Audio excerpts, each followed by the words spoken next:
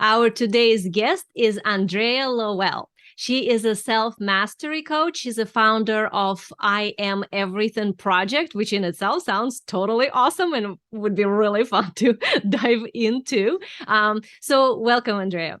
Oh my gosh, I am so happy to be here. I do so many interviews. I even conduct my own interviews, and this is the one I've been the most excited for because once I started to get to know a little bit about you, I was just like, I love this woman. I love your genius zone. I love your superpowers. I just want to be your best friend. So, Oh my goodness, that is so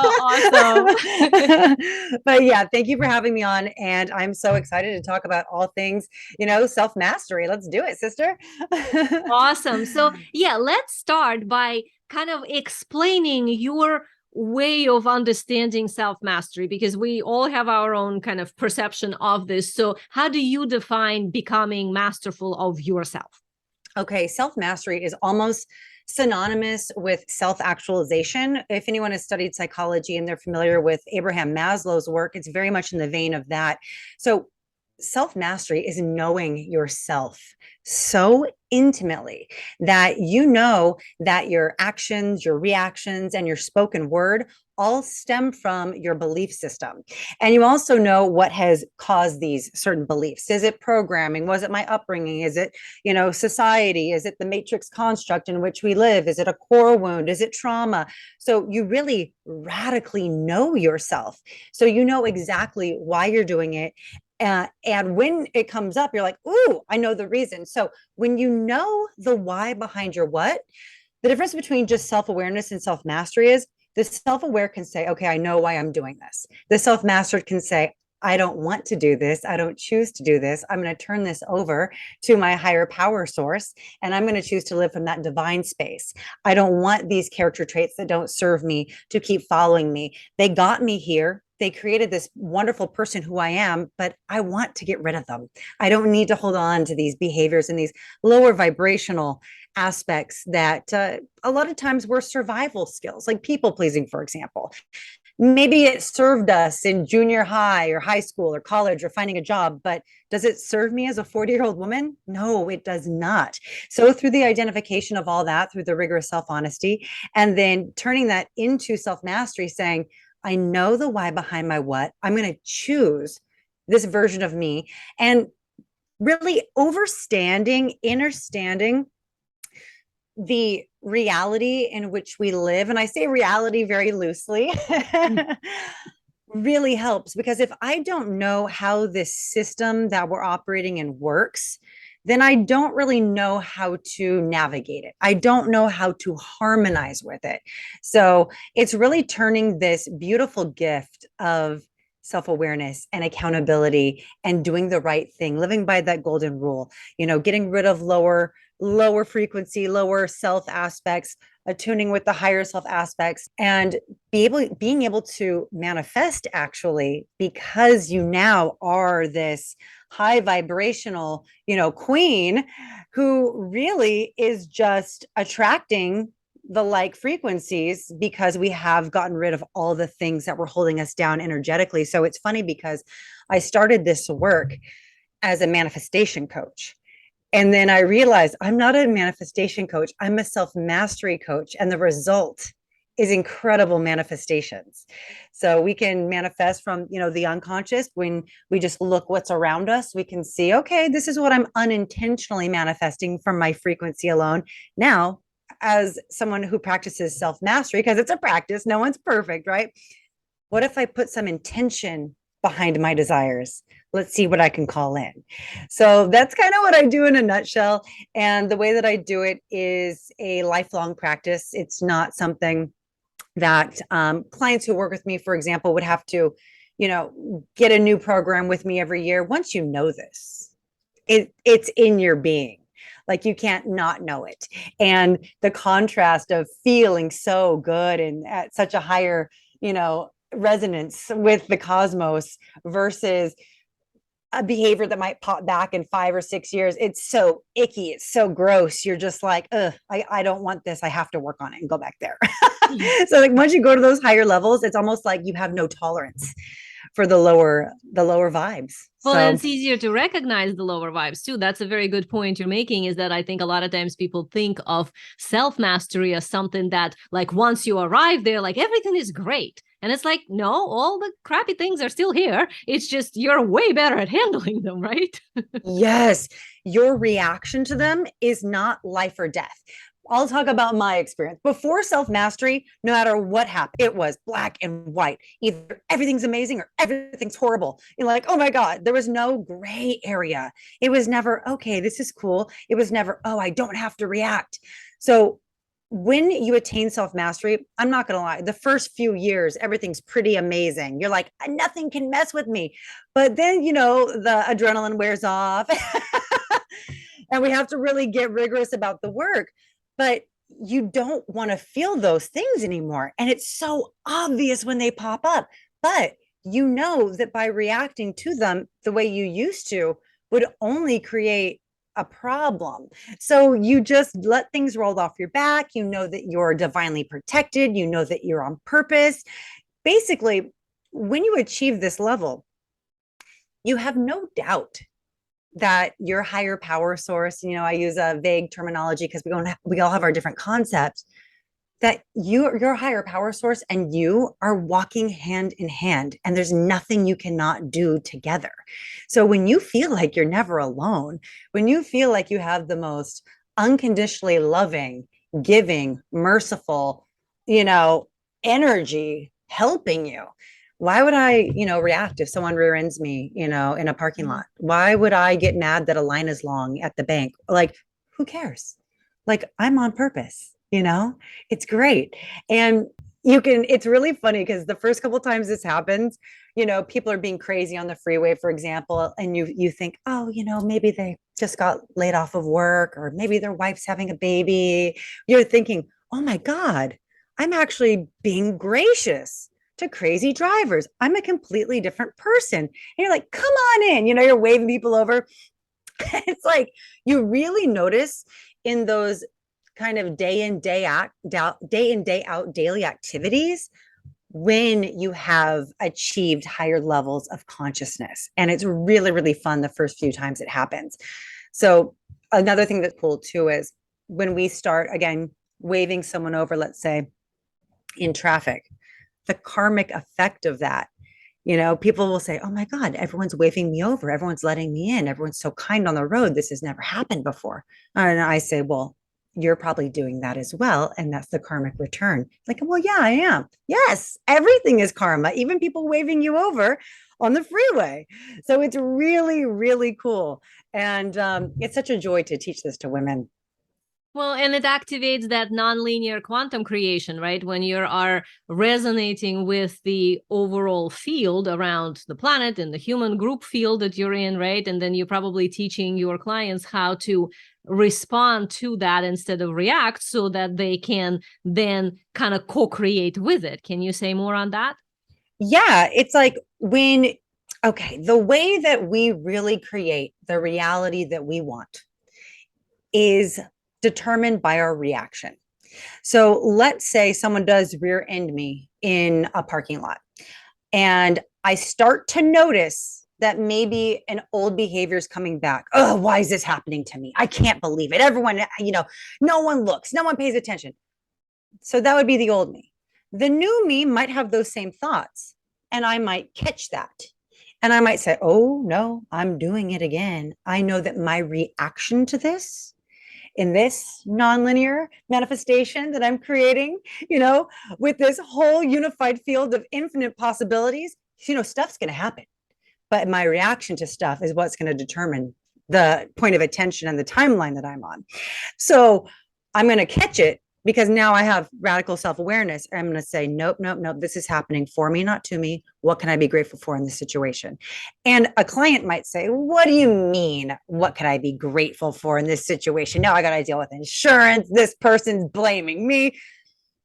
What I would say is what the self-mastered version of me would say. And I would say, thank you, God. Thank you, Source. Thank you, unified field. Thank you, universal consciousness, for protecting me from something worse down the line. Thank you for stopping me right there in my tracks, because you knew that it was more important for me to stop there than go further in that parking lot or get on the freeway. I don't need to know what it is you were protecting me from, but I know that that's all you do, is you carry me and you protect me, and everything is divine or nothing is divine. And we know everything's divine. So even this little accident is a gift from God. Thank you, thank you, thank you. Thank you that it wasn't worse. Thank you that no one's hurt. Thank you that it was just, something material like a bumper on my car. Thank you that I have insurance. So I start going into this avalanche of everything I have to be grateful for. So we see the three versions of what reality I could create. Now, if I'm in that non-self-mastered place where I'm in victimization, fear, blame, lack consciousness, and I'm choosing, because I'm very strict, I guess I could say, with my clients about our reactions, our choices. It might be a subconscious choice, but it's still a choice. If I'm choosing to act in that contracting consciousness, that lack, that fear, that blame, that shame, the reaction is going to be, it probably will be found that it's my fault. My deductible is going to go up. My premium is going to go up. Maybe this person's not insured. I'm literally going to create a lower timeline of all of my fears and my beliefs manifesting into the present. But if I catch it and I flip it, I can override that and I can jump to that higher reality. Or I can just live there and go straight into my gratitude and straight to everything's perfect. It always is. And also, so when people have a hard time with this, what do you mean everything's perfect? Some things really suck. And I'm just like, look at the facts of your life. Let's not look at the feelings. Let's look at the facts. Everything that you thought would take you down made you stronger. And it brought you to this exact moment that we're in today. Had anything been different, even by a millimeter in this cosmic soup that we live in, you would not be at this exact moment right now. In fact, if anyone in this reality had a different thought, reaction, or spoken word, none of us would be in this exact point right now. So everything is indeed perfect and by divine design. Doesn't mean that we don't have free will. Of course we do. But this moment is a culmination of every thought, reaction, and action that everyone's ever taken. And it's absolutely perfect. Let's look at the facts, not the feelings. It's okay if we mess up. It's okay if we have negative or, lower consciousness thoughts. I have them sometimes, but good thing I'm not judged on my thoughts. I can flip it. Right? So like you said, it's that awareness now where I know when I'm doing it, I see, oh God, the difference. But because I know the difference, I can change it and create the reality that I so choose. Yeah. And how does that connect to the balance, like you mentioned, the free will versus this bigger universal thing? So from the way that I teach is that we have 100% possible, 100% of the time, everything in the quantum field. But within that, there is a soul design specific potentials that are, some people call it destiny, but it's essentially like the ultimate way versus some other way. And sometimes ego interferes with the ultimate way. It has its own opinion based on karmic overlays. So what is your view on this whole balance of the ego desire versus the kind of a higher plan or purpose or whatever we want to call it, that, let's say, is instilled in you already, versus the everything is possible? Well, I definitely think you and I agree on that. I think that not everyone succeeds in every life cycle. I believe in reincarnation. I don't think this is my first rodeo as a human, that's for sure. I know that I probably messed up several times, and all that pain and all that learning of prior karmic cycles and soul missions have brought me to deeper understanding in this life cycle. You know what I mean? It's good karmic residue. The lessons were integrated. So I do believe that the more the ego gets in the way, the more that pain becomes our teacher. If I get a sign and I'm not in my ego and I'm like, oh, maybe I should follow that sign. It looks, divine, too odd to be a coincidence. Let's just abandon myself to the sign and follow the breadcrumbs of the universe. I'm going to skip along. Great. I'm probably going to get to my destination a lot faster. But my ego is going to say, No, that looks too easy. That can't be it. I actually have a lot of stability over here, and that seems kind of unknown. I think I might be miserable in my current reality, but I'm too afraid to take a leap. That seems weird. It is a coincidence. The universe, the unified field, is going to keep giving me signs and breadcrumbs. And if I don't respond to them, it's literally going to turn into a big French bread loaf one day and smack me over the head and be like, I've been dropping you breadcrumbs. What is wrong with you? And I know for me, I was ignoring the breadcrumbs for years. And I had to be taken to depths of emotional hell and despair that I don't wish upon anyone to finally get it. But the good news is, because my reality became so painful, I refuse to go back to that. So for me, self mastery is the way that I'm going to prevent ever going to those depths again. And what a great reminder. I don't have to go to those depths, because when I look back at my story, I can see where source totally was softball handing me the gifts, and I just said no. And it was usually out of fear. Yeah. So what would you say to someone who, let's say, has a specific desire that they want to accomplish or achieve? May that be a relationship or something happen in their business or something that they move somewhere, that they have a very specific vision, but that vision came out of their mind. And then there are breadcrumbs and they are leading completely in a different direction. What would you say to them? Like, should they, like, in their mind, it probably would be like, give up on their vision because, God universe is guiding them elsewhere? Should they trust that that's better, or that were they wrong to desire what they desire? Like, what's your view on all of that? I would manifest clarity. I would turn this situation over to God. I would turn it over to source. I would say, hey, I'm not sure if my vision and my desires coming straight from my ego or my head, or if it's, divinely from you. I am okay with either choice, because I prefer to follow your will for me, not my ego's will. Thank you for bringing me clarity on this matter. Thank you for a sign that I know is a sign that I'm not going to mistake or question. Thank you for bringing it into my reality very swiftly so that I can start following the steps. Thank you for showing me the door, because I promise you I'll walk through it. So what I do is I get the whole thing out of my mind, and I kind of start from scratch by saying, I don't know.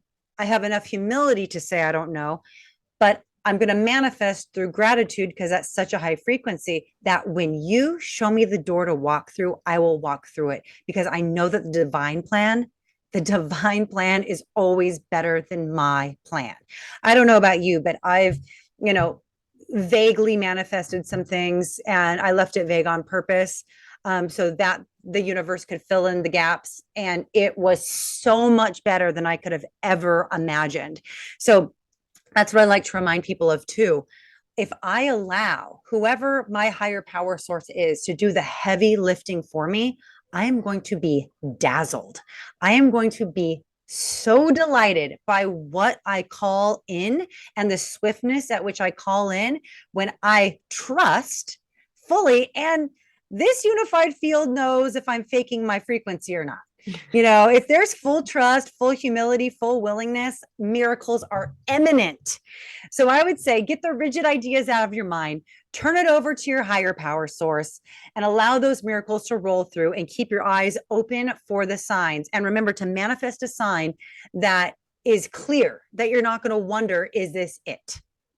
Exactly. And I always say that universe does not speak English, it speaks frequency. So you have to actually be in the frequency. You can just think it and somehow that's it. Like, you actually have to embody it. So what you said though, what do you think stops people from following that inner alignment, inner voice, the signs that they see? Do you feel like it's some sort of inner not enoughness, that Yeah. like self-worth thing that usually is the issue, like need for control out of not trusting there will be enough? Or how would you say that? It's so many things, and that's such a fabulous question. I think it's a culmination of fear. It's a lack of knowing your higher power source, not, oh, I believe in God. No, I know God. What is your spiritual practice like? Are you just, pulling a tarot card once a month, or are you actually having a relationship? Are you starting your day in, conscious communion, conversation, prayer, gratitude, whatever you want to call it, a conversation with your spirit guides, your angels, your divine team? Are you talking to this and giving gratitude to this throughout the day? When something goes right, are you thanking this higher power? When something goes wrong, are you thanking this higher power for redirection? So typically you can't have fear and faith at the same time, especially when you think about frequencies. Fear and faith cannot be coinciding in my reality at the exact same moment. So if I'm not making a move, it's typically, and the breadcrumbs are there, it's because I'm going down the spiral to fear. So in my experience, I would say to a client, well, where's your higher power in that situation? Why are you not aligned with your higher power? So my first thing would be, let's make sure that we're cultivating this relationship with something that's not between our ears. It doesn't have to be, we don't have to all have the same concept of what it is. For me, mine is unconditional love. Mine is just unparalleled intelligence. It's all these wonderful things. And other people, theirs is a religious deity, right? Or it is the universe, or it doesn't matter. I call it everything, so it doesn't matter what it is, but I need my clients, I need the listeners to pick something that resonates with them. And guess what? Again, it's not written in stone. You can always change it. It will evolve. I know my higher power source has evolved greatly over the decades. And I would say, when we are at a lower place of self-worth and self-concept, kind of get back to your original question, we might not feel that we're worth the success that we want. We might be thinking, I want a successful business, or I want a house, in the hills, or, and I'm manifesting it. But if I'm sending out low key frequencies that I don't even know I'm sending out, of I'm not worthy, I don't deserve it, I'm not enough, then I'm not going to get a good manifestation result, and or maybe not one at all. And then think, oh, well, this manifestation thing doesn't work. When the fact is, we know it works. The fact is that it's what you're sending out. So that's why we got to do the work. That's why we got to get, rigorous with our self-love, know that we are a divine soul on a mission. Like, we are pure love. We are all these amazing, beautiful things. Like, if Source created me out of pure love, I need to find that divinity within myself, and also recognize that I should love myself just as much as Source does. So there's so many different ways. I have a whole formula that takes about a week for breaking down self-worth, self-concept, and really building self-esteem from that spiritual center. I'll give the listeners a little tidbit. A lot of ways that we get out of self-pity or low self-worth is by jumping into service. I can't be thinking about me when how can I show up and help you? It's just this, it's literally this magic potion that people are in disbelief that it will work. But once they try it, they're like, oh my God, I'm starting to feel good about myself. Yeah, because you're getting out of you and you're saying, how can I use my experience and my tribulations and my struggles to help someone else? Even if it's just, calling your mom and wishing her a good day. Right. Yeah. So it's there's a whole formula for it, but you hit the nail on the head. Self-worth has a lot to do with it, especially when we talk about frequencies and where we're resonating. And do you feel like there's also an identity expansion that must occur? Because what I see a lot is that if somebody kind of encapsulates their identity in this is me, the human, and over there is the higher power, now it's much harder to build a relationship, because it's almost like a mommy or daddy kind of a thing versus them being a kid, and then projection happens a lot. That's just karmic overlays, versus actually expanding one's identity to incorporate the higher part of themselves. From like what you're saying, that sounds like to me that's what occurs. So how do you see that component of where self is within that? I love that question. If someone's feeling like their higher power is punishing, then we'd want to look at, like I'm saying, relating to a parent almost, we'd need to look at where that belief is stemming from. And we'd want to look at the facts. And we'd want to sit down with pen and paper and say, let's really write down what we believe our higher power source is. Because I don't know about theirs, but I know that mine has never punished me. My karmic effect, if I touch a hot stove, I'm going to get burnt. That's the law of karma. That's not my higher power source saying, oh, Andrea's being a dip today. I'm going to just burn her. No, I'm the one that creates my own karma. So knowing that there's that autonomy, knowing that I am this extension of source, and what keeps me living, what keeps me breathing, what keeps me healing is the life force inside of me that is divine. That has to be cultivated. And how can you not love yourself when you know that your soul essence is pure divinity? So yeah, you're right. It's tapping into all those things and really getting to the underlying belief of our spirituality. And I will never tell someone what to believe, but I'm going to tell them what to do and what steps to take to really know that their higher power loves them and wants them to succeed. Yeah, and a lot of it is actually what you were saying earlier, is that it's a relationship, it's a process. Like if somebody just pulls a tarot card once a month, that's not going to be a divine relationship. It's just going to be a projection of some idea, right? So that kind of brings us back to the I am everything. So do you want to talk a little bit more about, like, what does that mean, that project that you're put out into the world? Oh my God, I would love to talk about it. Yeah, it's my baby. So the I Am Everything project is a 2-month self-mastery journey where I hold the hand of the client and we walk through this path together. It starts with what I touched on briefly, which is overstanding, because I don't understand anything at this point of my development, overstanding the quantum reality and learning how to harmonize with universal and natural law.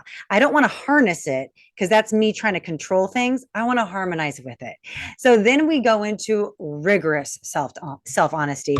We look at the wounds, we look at the beliefs, we look at the programming, and we start to dissect it. And we start identifying where the low frequencies are in our behavior. The third part, which is the third week, everything I'm talking about is it takes about a week. The third week is ridding ourselves of this karmic residue that we've been accumulating. I like to relate the karmic residue to, imagine a clogged pipe in a shower and it has all this hair and grime and sludge and grease. How is our higher power source going to flow through like running water and just let us be this clear channel for it to operate and manifest through if we have all this karmic sludge? So we take, this amazing spiritual shower cleaner and we get all the sludge out and we become this clear channel. So we do that by dissecting the underlying fears, dissecting the beliefs and the blocks. And we do this with radical self-awareness and transmutation. So the fourth week, the fourth component is going to be that self-concept we've been talking about, the self-worth, the value. And how we derive this is we look at, how can I find out what my self-value is or my self-concept is or where my self-worth is or improve it if I don't even know what I value? So I really look at what I'm valuing. And typically when someone's suffering from low self-worth, their values are not in congruence with where they're putting their energy. Like someone might value honesty and integrity and a lot of beautiful spiritual things, but they're putting all of their energy on impressing people or losing weight or buying the latest handbag. Of course you're miserable because you're not in any sort of balance of mind, body, and spirit. We know that when mind, body, and spirit are in balance, that's where the bliss is. That's where the inner peace is. That's where the self-love is. So we look at the energy flows and we start to make big adjustments. And we really look at financial energy a lot as well.